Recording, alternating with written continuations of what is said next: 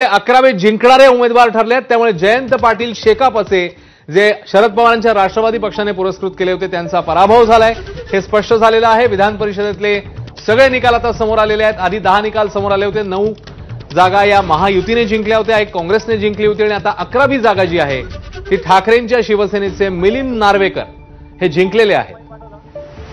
Ganesh Thakur update देतात। गणेश, आता सर्व निकाल समोर आलेले आहेत। दुसऱ्या पसंतीच्या मतांमध्ये मिलिंद नार्वेकर यांना फक्त 3 मतांची आवश्यकता होती।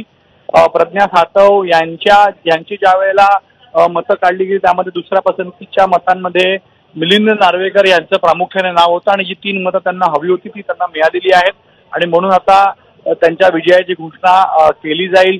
म्हणजेच 11 उमेदवार जे या 12 उमेदवारांपैकी 11 उमेदवार जे विजयी झाले आहेत त्यामध्ये जयंत पाटील यांना सोडून सर्व उमेदवार विजयी झालेले आहेत आणि आता इथं जल्लोषालाही सुरुवात झालेली आहे।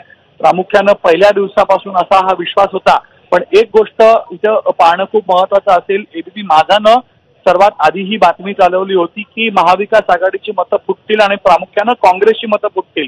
जर आपण पहिल्या पसंतीच्या मतांनाही पाहिलं तर पहिल्या पसंतीच्या मतांमध्ये काँग्रेसकडे होते 37 मतं, त्याचबरोबर 15 मतं शिवसेना उद्धव ठाकरे गटाकडे होती आणि 12 मतं ही शरद पवारांकडे होती। एकूण 64 मतं होती आणि जी पहिल्या पसंतीची मतं मिलिंद नार्वेकर, जयंत पाटील आणि प्रज्ञा सातव यांना पडली आहेत ती आहेत एकूण 59। म्हणजेच 5 मतं महाविकास आघाडीची, मी अपक्षांचं म्हणत नाहीये, 5 मतं फक्त या 3 पक्षांच्या मधून 5 मतं ही महायुतीच्या उमेदवारांना गेलेली आहे हे स्पष्ट आहे।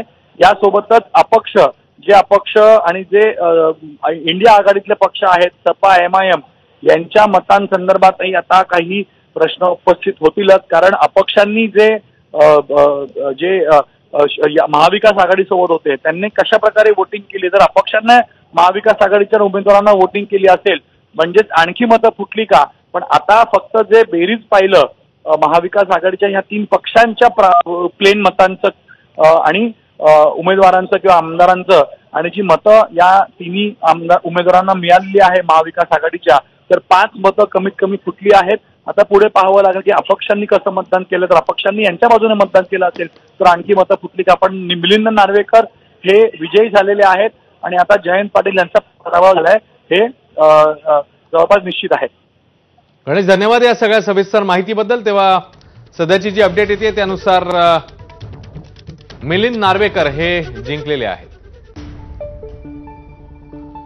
तर माझी 12 मतं मला मिळाली, मात्र काँग्रेसची मतं फुटली असं म्हणतात जयंत पाटील। निकालावर आता बोलायला नको असं जयंत पाटील म्हणतात। एबीपी माझाला त्यांनी एक्सक्लुझिव्ह प्रतिक्रिया दिलेली आहे। माझी 12 मतं मला मिळालेली आहेत, मात्र काँग्रेसची मतं फुटली आहेत, मात्र आता निकालावर बोलूया नको असं म्हणतात जयंत पाटील। सर बोलले की हॅलो भाई, अल्पेश बोलतोय एबीपी माझामधून। हा बोल भाई, निकाल लागला त्या संदर्भात प्रतिक्रिया घ्यायची होती तुमची। नको आता प्रतिक्रिया नाही। काय वाटतं, म्हणजे नक्की काय चुकलं महाविकास आघाडीचं? काही चुकलं जेवढी होती की काँग्रेसची चर्चा नको आता। अच्छा, मग तुम्ही तेव्हा आमचे प्रतिनिधी अल्पेश करकरे यांनी त्यांच्याशी संवाद साधून एक्सक्लुझिव्ह प्रतिक्रिया जाणून घेतलेली होती। इकडे एक छोटासा ब्रेक, त्यामुळे आता विधान परिषदेतलं निकालाचं चित्र स्पष्ट झालेलं आहे। एक छोटासा ब्रेक, लगेच परत येतोय। पाहत राहा एबीपी माझा।